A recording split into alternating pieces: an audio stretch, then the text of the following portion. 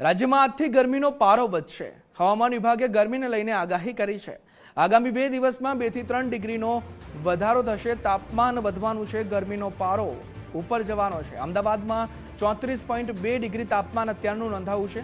આજે અમદાવાદમાં 36 ડિગ્રી પણ તાપમાન નોંધાઈ શકે તેવી આગાહી પણ વ્યક્ત કરવામાં આવી છે અને સૌથી વધુ કેશોદમાં 35 ડિગ્રી તાપમાન નોંધાયું છે। हाल पश्चिम राजस्थान में साइक्लोनिक सर्क्युलेशन सक्रिय है और वेस्टर्न डिस्टर्बन्स सक्रिय थता 7 दिवस बाद स्थिति बदलाई शके छे और आजथी गरमी वधशे और हजू पण आगामी समय में गरमी वधवानी आगाही हवामान विभाग द्वारा करवामां आवी छे। जो वर्तमान परिस्थिति है, अभी टेम्परेचर थोड़े से मैक्सिमम टेम्परेचर राइज हुए हैं 2 से 3 डिग्री और एक्सपेक्ट कर सकते हैं कि 24 घंटे 48 घंटे में 2 से 3 डिग्री राइज होंगे। उसके बाद कोई विशेष बदलाव नहीं आने की संभावना है।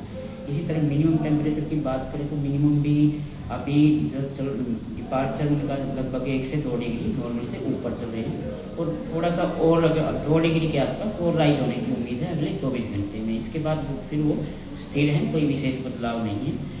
और वेदर सिस्टम की बात करें तो अभी जो कल साउथ वेस्ट राजस्थान पे एक चक्रवाती परिसंचरण था, वो आज वेस्ट राजस्थान पे है 1.5 पे, और जो WD था कल वाला जो दिया था वो निकल गया है। एक और फ्रेश WD है जिसकी पोजीशन 60 डिग्री ईस्ट है और 35 डिग्री नॉर्थ। उसका एक्सिस है 5.8 किलोमीटर अबव मीन सी लेवल।